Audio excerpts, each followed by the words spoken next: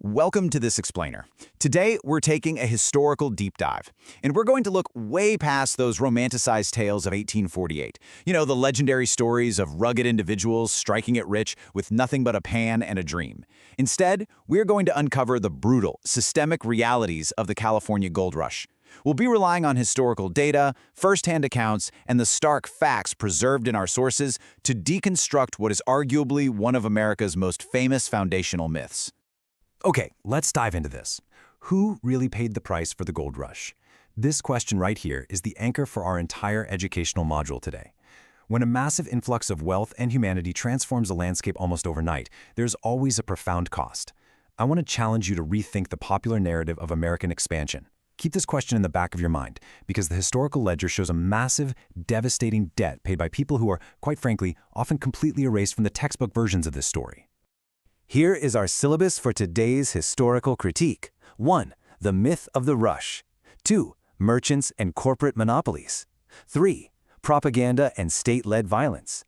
4. The Bloody Island Massacre. 5. Environmental and social ruin. And 6. The legacy of the gold rush. All right, starting off with Section 1, the myth of the rush. We're all pretty familiar with the legendary, frantic rush of the 49ers, right? But what's absolutely crucial for us as history students to understand is the sheer, unprecedented scale of this migration and how it permanently altered the demographic and physical landscape of California in literally the blink of an eye. In early 1848, James Marshall finds trace flecks of gold in the American River at Sutter's Mill. By the end of 1849, the non-native population balloons from under 1,000 to over 100,000 as a global stampede of fortune seekers floods the territory. But here's exactly where the myth fractures. By the 1850s, the easy surface gold that fueled the initial frenzy had largely vanished. The dream of panning for a quick fortune evaporated almost as quickly as it began. Moving on to Section 2, merchants and corporate monopolies. And this brilliantly illustrates the true economic divide of the era. On one side, you have the independent miner. The reality for them was backbreaking, incredibly dangerous labor in overcrowded, lawless camps that completely lacked sanitation. Plus, their average daily yields dropped sharply after 1848. Now, on the other side, you have the merchants and corporations. Men like Sam Brannan realized the real fortune wasn't in digging at all. It was in mining the miners. Brannan hoarded supplies and sold them at obscene 1,000% markups. So while independent miners literally starved, merchants and shippers built massive, lasting corporate empires. As that surface gold depleted, the industry shifted gears to hydraulic mining. Developed around 1853, this technique required massive resources, which effectively ended the era of the independent prospector. Individual gold diggers simply could not compete with that. This growing industrialization drove them straight into corporate wage labor. Furthermore, as these massive high-pressure water cannons literally blasted away the earth, they initiated a process of permanent, devastating destruction of the natural environment, choking rivers with sediment and completely flooding farmlands. Now for Section 3, propaganda and state-led violence. To clear the land for all this mining, the state needed a justification. By 1852, settlers had spent $6 million on weapons. To put that in perspective, that's the equivalent of $200 million today. Our sources reveal that government propaganda and cartoons heavily pushed the image of the heavily armed 49er. They even depicted women strapped with guns and knives.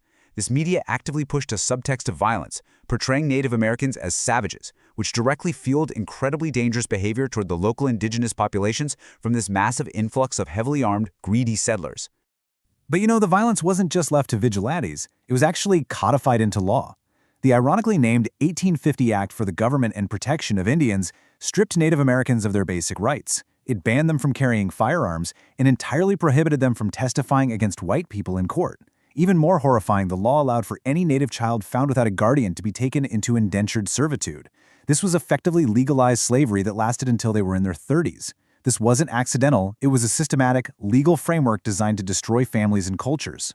So the crucial point here is the financial cost of this violence, which was staggering. $1.5 million, which is equivalent to over $50 million today, was spent by the state of California over just an 11-year period to fund 24 targeted militia killing campaigns against Native Americans. The U.S. Army actively armed these militias with surplus weapons, and the U.S. Congress actually later reimbursed the territory for these horrific operations almost in full. And the financial incentivization of murder goes even further. This figure, $1.6 million, represents the value of bounty receipts discovered in the 1990s. The state of California literally paid white settlers between 50 cents and $5 in exchange for Native American scalps. Historical researchers point out that this was, unequivocally, a state-sponsored killing machine. Let's move into Section 4, the Bloody Island Massacre. The historical record outlines a truly harrowing catalyst for this massacre. Two settlers, Charles Stone and Andrew Kelsey, enslaved Pomo and Wapo people on a ranch. They forced 100 Pomo men to work in the goldfields without food or water. Out of 100, only 3 survived to return. Furthermore, in a horrific abuse of power, Stone and Kelsey were keeping young Pomo women as sex slaves in their home. In an act of desperate retaliation against these atrocities, Native men killed Kelsey and Stone. As a direct result of that retaliation, the U.S. cavalry was sent in, leading to a massive, indiscriminate massacre of a peaceful community. To truly understand this, we absolutely must prioritize first-hand testimonials. Here, Jaden Lim, a Pomo woman and a descendant of the survivors, anchors this historical data in deep generational trauma. The reality is that the influx of 300,000 miners and the resulting greed for gold made it the single most dangerous era for California's indigenous people. They were viewed by miners and the state alike as disposable obstacles to wealth. The absolute horror of the massacre is captured so powerfully in the oral histories of Pomo women.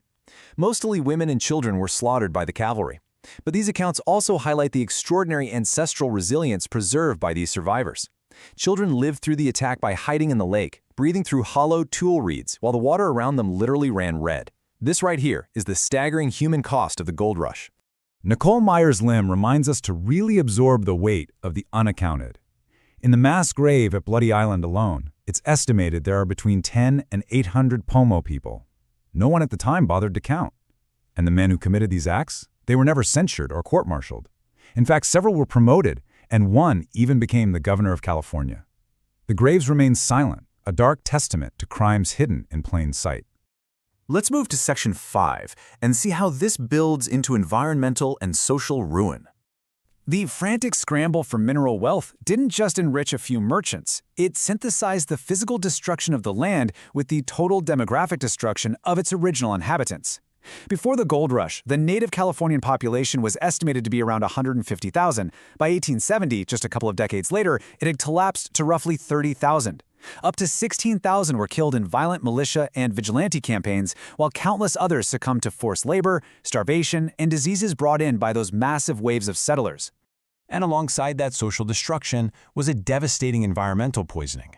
As mining operations scaled up, they started using mercury to trap fine gold. The sources indicate that up to 6 million kilograms of this incredibly toxic substance were lost into the environment. This mercury bled into the soil, the rivers, and the San Francisco Bay, permanently polluting the ecosystem and poisoning the fish for an estimated 10,000 years to come.